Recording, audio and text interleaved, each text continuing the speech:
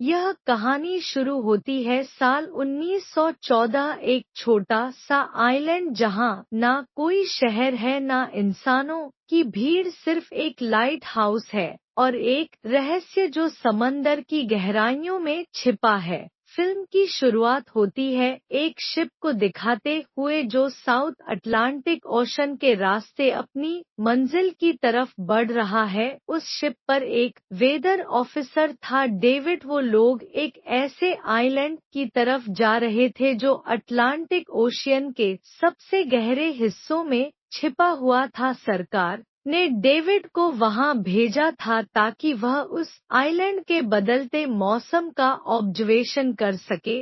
David को लगभग 1 साल तक वहां रुकना था, डाटा कलेक्ट करने के लिए, मौसम के अजीब बदलावों को समझने के लिए और फिर वापस लौट आना था। कैप्टन अपने शिप पर डेविड को उस आइलैंड तक ले जा रहे थे, साथ में 1 साल का खाना और जरूरत का सारा सामान भी था। लंबे सफर के बाद आखिरकार वह आइलैंड तक पहुंच गए। वो लोग बोट की मदद से आइलैंड पर उतरे, साथ ही अपना जरूरी सामान भी ले आए। आइलैंड पर एक लाइट हाउस था और एक छोटा सा घर जहां डेविड को रहना था, क्योंकि इससे पहले भी एक वेदर ऑफिसर यहां रहता था, लेकिन अब उसकी ड्यूटी का वक्त खत्म हो चुका था। आज से डेविड इस आइलैंड का नया वेदर ऑफिसर बन गया था और पुराना ऑफिसर रॉबर्ट अब कैप्टन एक्सेल के शिप में घर लौटने वाला था। लेकिन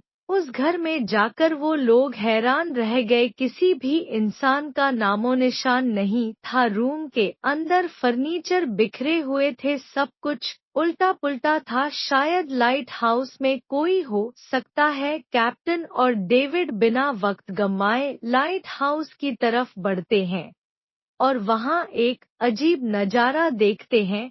पूरा लाइट हाउस तेज और नुकीले लकड़ों से घिरा हुआ था, जैसे किसी ने जानबूझकर उसे बंद कर दिया हो ताकि कोई भी अंदर ना जा सके। कैप्टन और डेविड ने लाइट हाउस का गेट कई बार खटखटाया, लेकिन कोई जवाब नहीं मिला। आखिर में उन्होंने गेट को जोर से धक्का दिया और अंदर घुस गए। लाइट हाउस के बिल्कुल ऊपर उन्हें एक आदमी मिला जिसका नाम ग्रूनर था। वो लेटा हुआ था। जब उन्होंने ग्रूनर से पुराने वेदर ऑफिसर के बारे में पूछा तो उसने काफी बेपरवाही से जवाब दिया, वो मर गया है, कोई भयानक बीमारी थी उसे। कैप्टन ने जब उससे डेड बॉडी के बारे में पूछा तो उसका जवाब और भी ज्यादा अजीब था, शायद किसी ने मार दे या होगा। ग्रूनर की बातें सुनकर डेविड और कैप्टन दोनों चौंक गए। उन्हें लगा शायद ग्रूनर की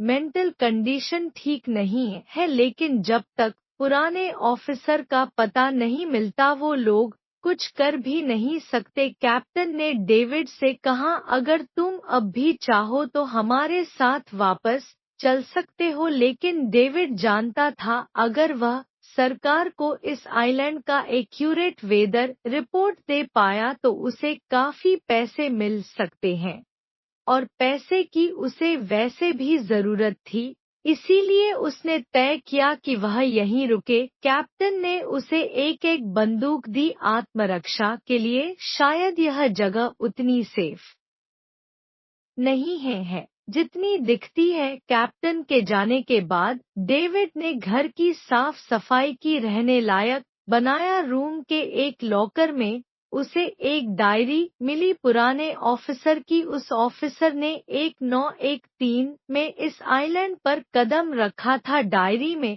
आइलैंड के बारे में बहुत कुछ लिखा था, लेकिन सब कुछ साफ नहीं था, कुछ बातें अधूरी थी। डेविड हर लाइन को ध्यान से पढ़ता गया। डायरी में कुछ अजीब तरह के जानवरों के स्केचेस भी बने थे। तभी दरवाजे पर किसी ने दस्तक दी। उसने सोचा शायद यह ग्रूनर है। डेविड ने उसका नाम पुकारा, लेकिन कोई जवाब नहीं मिला। हाथ में लैंप लेकर जैसे ही डेविड आगे बढ़ा उसके कानों में कुछ अजीब सी आवाजें गूंजने लगी और फिर उसने देखा गेट के नीचे से किसी अजीबोगरीब प्राणी का हाथ अंदर आने की कोशिश कर रहा था। वो हाथ इंसान ही नहीं था। डेविड का दिल दहशत से भर गया। वो तुरंत बेसमेंट की तरफ भागा और वहां जाकर छुप गया। कुछ ही देर में वो रहस्यमयी क्रेचर घर के अंदर घुस चुकी थी। वो छुप छुप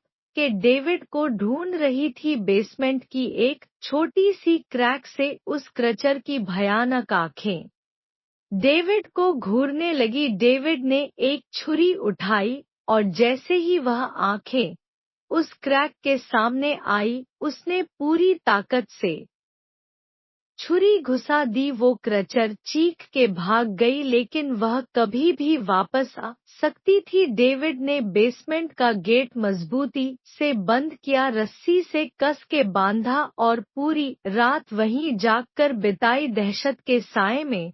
अगली सुबह जब डेविड घर से बाहर गया तो उसने रेत पर कुछ निशान देखे। पैरों के निशान पर इंसान जैसे नहीं थे, बिल्कुल साफ था यह किसी इंसान का काम नहीं था। वह निशान सीधे समुंदर की तरफ जाकर खत्म हो गए थे। अब डेविड को सब समझ आ गया था क्यों ग्रह ओनर ने लाइट हाउस के चारों ओर नुकीले लकड़े लगाए थे, शायद उसी अजीब क्रिएचर के लिए। और अब डेविड जान गया यह घर उसके लिए बिल्कुल भी सेफ नहीं है। शायद वो क्रेचर आज रात फिर से लौट कर आएगा। डर के मारे डेविड लाई पर एक गवर्नमेंट ऑफिसर आता है, साथ में एक नया वेदर ऑफिसर भी होता है। लेकिन उस ऑफिसर को लगा कि डेविड ही ग्रूनर है और डेविड ने भी उनकी इस गलतफहमी को ठीक नहीं किया। वह चुपचाप बालकनी पर गया और खड़ा हो गया बिना कुछ कहे, क्योंकि अब वह भी इस आइलैंड को छोड़ना नहीं चाहता था, बिल्कुल ग्रूनर की तरह। इसी दौरान एंड्रियस भी अपने परिवार के साथ खुश थी। अब उन्हें किसी ग्रूनर जैसे आदमी का डर नहीं था। अब वह आइलैंड पर भी और समुंदर में भी आजादी से जी सकते